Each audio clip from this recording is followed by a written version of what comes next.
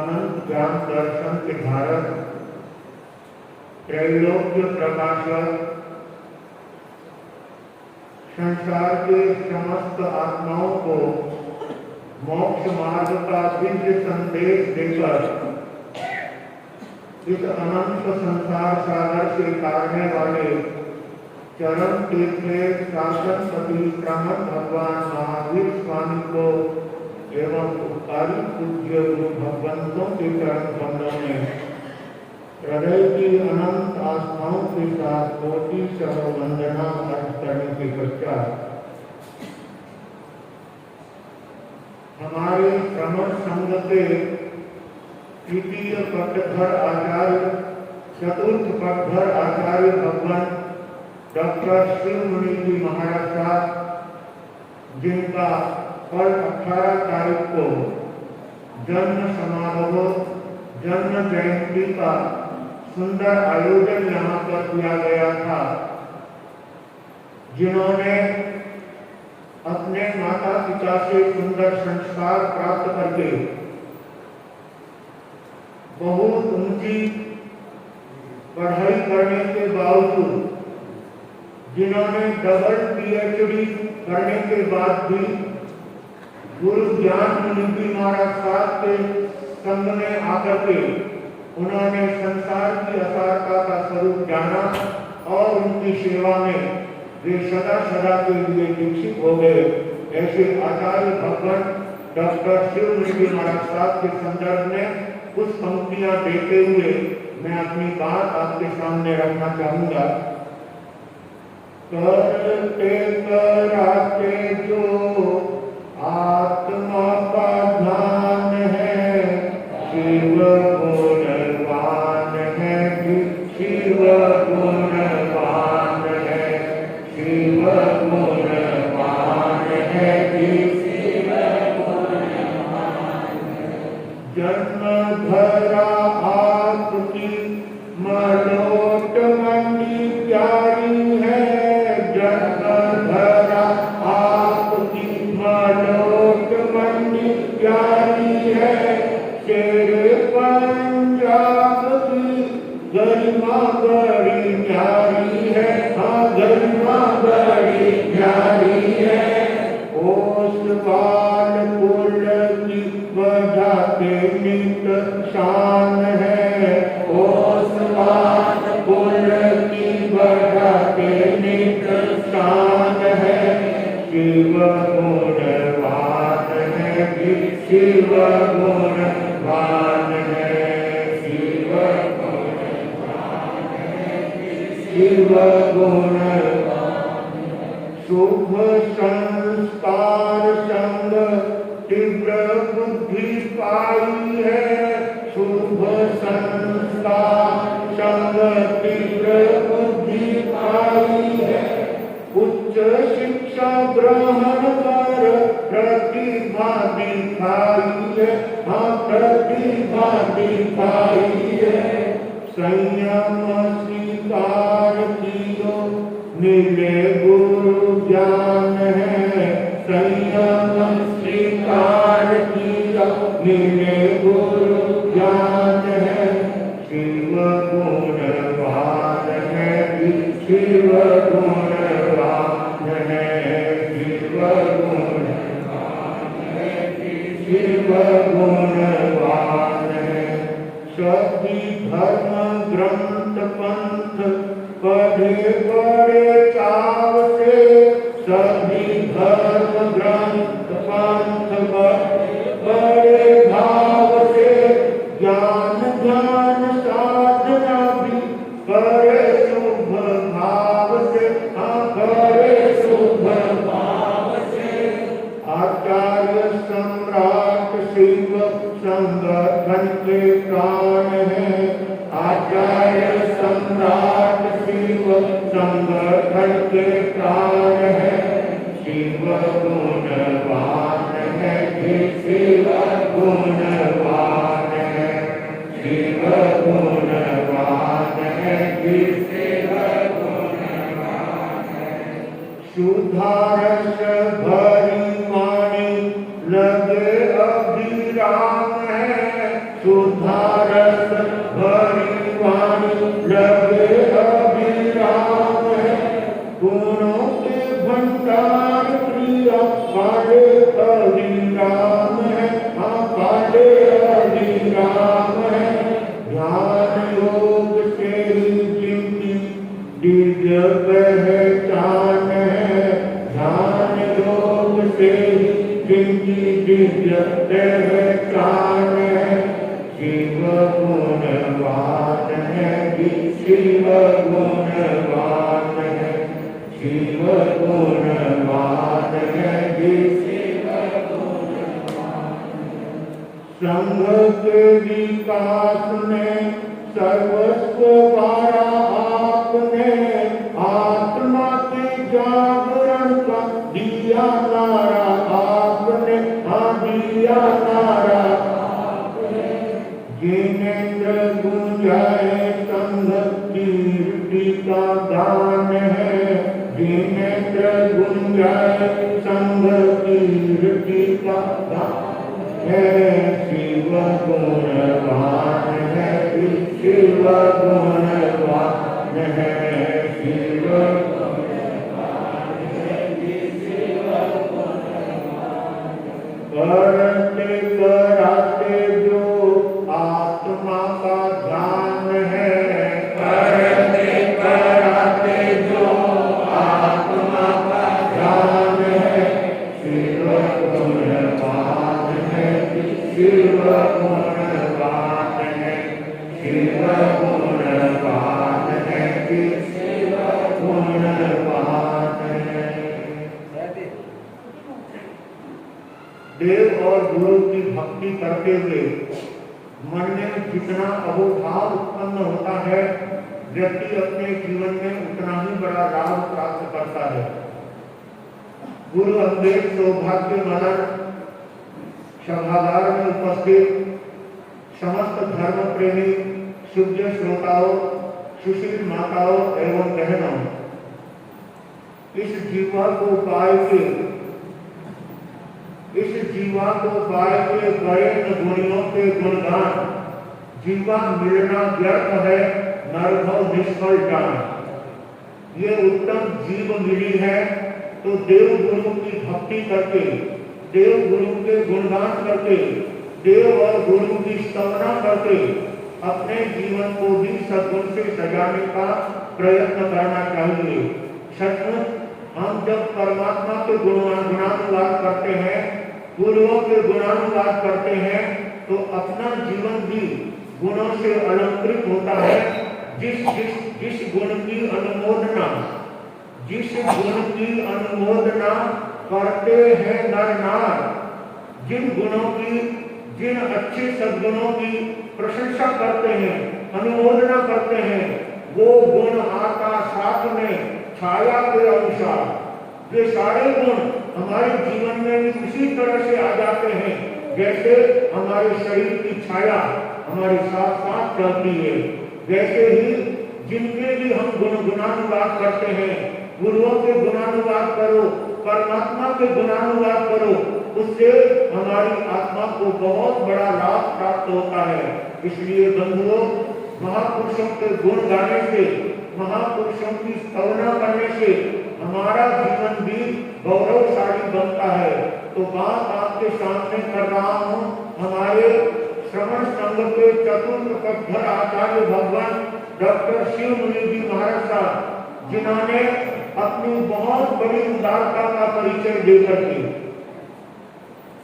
बहुत बड़ी उदारता का परिचय देकर के अपने शिव नाम को सचमुच में सार्थक कर दिया। शिव नाम भोले का है।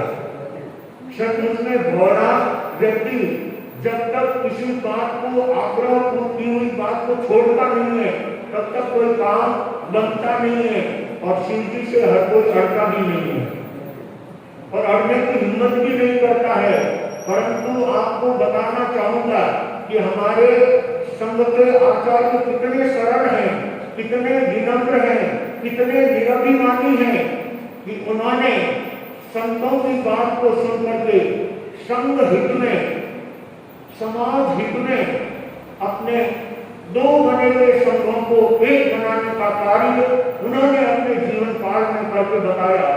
आचार्य शिव मुनि महाराज साहब के समय में श्रमण संघ के दो विभाग हो गए थे, दो आचार्य बन गए थे, लेकिन शिव मुनि जी महाराज साहब उतने सरल भी हैं कि अगर समाज और शासन का हित होता हो तो अपनी बात को वे आई गई करने में जरा भी संकोच नहीं करते हैं और वो कार्य उन्होंने संतों की बात को सुनकर के, समाज की बात को सुनकर के, संघ की आवाज सुनकर के उन्होंने अपने संघ को एक करके एक बहुत बड़ा कीर्तिमान स्थापित किया है। यूं कह दूं कि ये 11वां आश्चर्य हुआ है। संप्रदाय विभाजित होने के बाद आज तक कोई संप्रदाय जुड़ी हो ऐसा सुनने में नहीं आया, लेकिन इतना बड़ा संघ जिसमें 1300 साधु साध्वी वो दो विभागों में विभाजित होने के बाद एक हो जाना अपने आप में इस पंचम आर्य के अंदर एक बहुत बड़ा आश्चर्य कहा जाता है।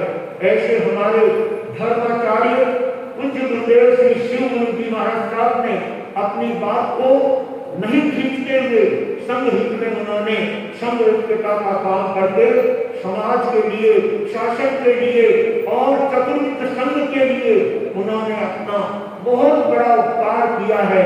ऐसे अपने संघ को जोड़ने में शिव मुनि जी महाराज साहब का बहुत बड़ा योगदान रहा है।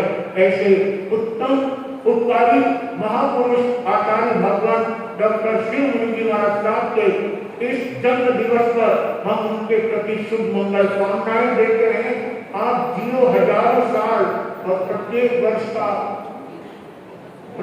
वर्ष के दिन हो 50,000, ऐसे लंबे समय तक आप अपनी संयम साधना करते हुए, अपने संघ को गतिमान करते हुए, साधु साध्वी श्रावक श्राविकाओं का ध्यान रखते हुए और आत्म ध्यान की सुंदर प्रेरणा देते हुए स्वयं आत्म ध्यान में लगे हुए हैं और प्राणी मात्र को आत्म ध्यान में जोड़ने की प्रेरणा दे रहे हैं।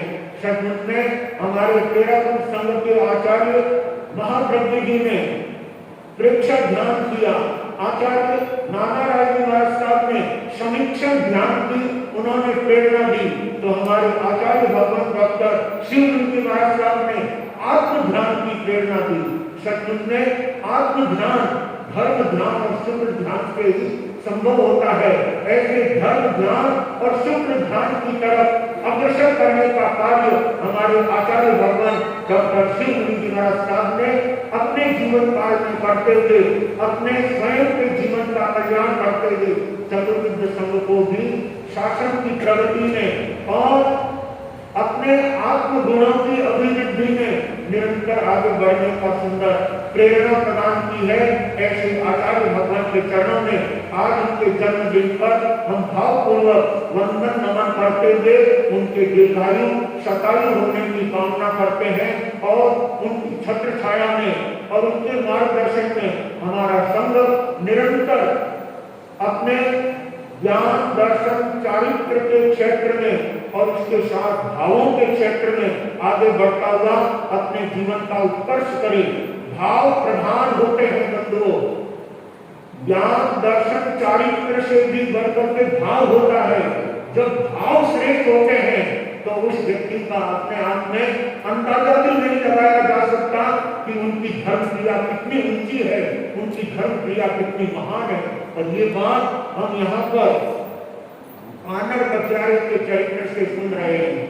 कानड़ कथियारा एक लकड़ी बेच करके अपने जीवन का निर्वाह करने वाला, परंतु धर्म कितना प्यारा है, अपना व्रत कितना प्यारा है, अपने संयमी जीवन के लिए, अपने उत्तम व्रत के लिए वो कितना बड़ा त्याग अपने जीवन में करके धर्म को ऊंचाइयों तक ले जाने का कार्य किया। और जब कानड़ कठियारे को उस स्वर्ण मोहरों का मालिक जान करके राजा ने वो स्वर्ण मोहरें सब कानड़ कठियारे को दे दी, लेकिन उनके मन में भाव था कि कानड़ कठियारे के दिल में इतने ऊंचे भाव, इतने श्रेष्ठ भाव, धर्म के प्रति इतना लगाव और प्रेम, ये देख के अद्भुत लगता है। सचमुच बंधुओं, सबके मन में ये चिंतन चल रहा था। और उस समय में अयोध्या नगरी के अंदर कीर्तिधर राजा के शासन में ऐसे उत्तम धर्म आराधना करने वाले जीवों की परिणाम धारा जानने के लिए राजा कानड़ कठियारा, श्रीपति शेख और वो गरीबा वेश्या चारों के चारों और पूरा नगर मुनिराज के दर्शन करने के लिए बाग में जाते हैं, जहाँ पर ज्ञानी मुनिराजों का पधारना हुआ है। बहुत पहुंचे में संतों का पधारना हुआ है। चार ज्ञान के धनी, मति ज्ञान, श्रुत ज्ञान, अवधि ज्ञान, मनोप्रयोग ज्ञान, ऐसे चार ज्ञानों का मन में धारण करने वाले संत अयोध्या नगरी के बगीचे में आकर के अपने शिष्य समुदाय के साथ विराजते हैं। उस समय में कीर्तिधर राजा, श्रीपति शेख, कानड़ कठियारा और कामलता वेश्या, ये सब के सब गुरुदेव के चरण में पहुंचते हैं और गुरुदेव उन सबको धर्म संदेश देते हैं। धर्म संदेश पूरा होने के बाद, धर्म कथा पूरी होने के बाद राजा गुरुदेव के चरणों में पहुंचता है और पहुंच करके निवेदन करता है कि भगवान, आज हम चारों ने अपने अपने व्रत का पालन किया है, हम चारों ने अपने अपने नियम का दृढ़ता पूर्वक पालन किया है, लेकिन आपसे आज ये जानना चाहता हूं कि हम चारों के अंदर मुख्य रूप से धर्म की आराधना करने वाला और सबसे श्रेष्ठतम उत्तम व्रत की आराधना करने वाला हम चारों में कौन है, वो आप कृपा करके फरमाइए। तब राजा की बात को सुनकर के मुनिराज कहने लगे, गुरुदेव कहने लगे कि हे राजन, वैसे तो आप चारों ही बहुत अच्छे व्रत पालक हैं, बहुत अच्छे धर्म के पालक हैं। आपने अपने धर्म को सर्वोपरि समझ करके धन का त्याग कर दिया, ये चारों ही अपने आप में गुणवान हैं। लेकिन जब आप चारों में कौन श्रेष्ठ है ये पूछना चाहते हो तो मैं बताता हूं कि आप चारों के अंदर अगर सर्वश्रेष्ठ कोई त्यागी है, सर्वश्रेष्ठ कोई व्रतधारी है, सर्वश्रेष्ठ कोई धर्म अनुष्ठान करने वाला है तो ये कानड़ कठियारा है। इस कानड़ कठियारे के दिल में जितना धर्म के प्रति लगाव है, जितना अपने व्रत के प्रति निष्ठा है, वो निष्ठा आप तीनों से भी बढ़ करके कानड़ कठियारे की है। ये सुनकर राजा को बहुत प्रसन्नता होती है। ओह, ये कानड़ कठियारा व्रत पालन करने में, धर्म का अनुष्ठान करने में इतना महान है, ये मेरा स्वधर्मी है। ऐसा जान करके राजा क्या उसके लिए अपने मन में संकल्प करता है, ये बात यहाँ पर ज्ञानी बताते हैं। करे नृप परषद पद लागी, कौन चारों में शोभागी। करे मुनि चारों ही त्यागी, अधिक है कान धर्म रागी। साधरणी लखिपाल को दियो सचिव पद सा। कानड़ राज प्रीति सुख भोगी, लीनो संयम भार। भयो सुर एक भवावतारी, भयो सुर एक भवावतारी। धन्य तो पाले नर नारी, धन्य तो पाले नर नारी। गुरुदेव ने राजा के सामने चारों की स्पष्टता करते हुए कहा कि तुम तीनों भी बहुत अच्छे त्यागी हो, लेकिन तुम्हारे सबने सर्वश्रेष्ठ अगर कोई त्यागी है तो ये कानड़ कठियारा है। इस कानड़ कठियारे की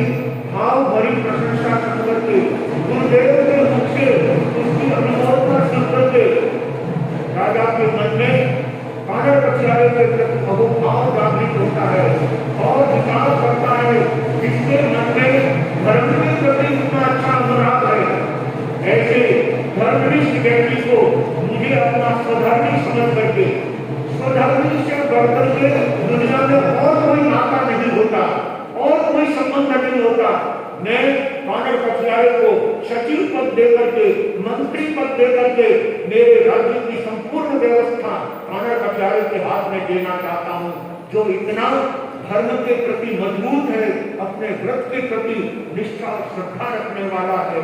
ऐसा साधर्मी समझ करके राजा ने उसको अपने राज्य का सचिव बनाया, मंत्री बनाया और कानड़ कछियारा मंत्री पद पर रहते हुए राजा के यहाँ पर सारे राज्य का संचालन का भार मंत्री के हाथ में होता है। राजा जितना काम नहीं करता उससे ज्यादा काम मंत्री करता है और इसलिए जिस संघ का मंत्री, जिस देश का मंत्री, जिस गांव का मंत्री और जिस घर का मंत्री, घर का मुखिया, वो यदि सर्वश्रेष्ठ होता है तो अपने घर से लेकर अपने समाज, अपने संघ और अपने पूरे शासन और यहाँ तक कि पूरे राष्ट्र के लिए वो अपनी उत्तम व्यवस्थाएं देकर के सबको गौरवशाली बनाने का कार्य करता है। कानड़ कछियारा भी एक छोटे से त्याग का इतना बड़ा फल हो सकता है। मैं अपना एक छोटा सा व्रत पालन करने के कारण एक सामान्य व्यक्ति से हटकर के फिर राजा के यहाँ पर मुझे मंत्री का पद मिला, तो ये मेरे व्रत के कारण, ये मेरे नियम के कारण, एक दिन का ब्रह्मचर्य व्रत का पालन मुझे ये मंत्री पद पर ले जाकर के प्रतिष्ठित कर देने वाला होता है। कानड़ कछियारा धर्म से इतना भावित हो जाता है, जितना राज्य में उसका सरोकार नहीं, जितना राज्य में उसका लगाव नहीं, उससे ज्यादा लगाव उसे अपने धर्म के प्रति है, जिन शासन के प्रति है, अपने आत्म धर्म के प्रति है। और जो निष्ठा के साथ आत्म धर्म में आगे बढ़ता है, वो अपने जीवन का विकास करते हुए, अपने जीवन को आलोकित करते हुए, अपने जीवन गुणों की अभिवृद्धि करते हुए अपने जीवन का सर्वत्र विकास करने वाला होता है, सर्वत्र अपने जीवन को पावन और पवित्र बनाने वाला होता है। सौभाग्यशालियों, आज हमारे भीम धर्म संघ में श्री वर्धमान स्थानकवासी जैन श्रावक संघ भीम और भीम के आंगने में यहाँ पर मास खनन की तपश्चर्याओं की लाइन लगी हुई है। अब तक 6 मास खनन संपन्न हो गए हैं और 3 मास खनन भाई बहनों में और 1 मास खनन हमारे श्री तपस्वी श्री संजय कवि के आज 20 उपवास की तपस्या और भाई श्री रमेश कुमार जी, रतन लाल जी बोहरा, जिनके आज 27 उपवास और 27 उपवास के पश्चात उनके हो चुके हैं। ऐसे महान तपस्या की आराधना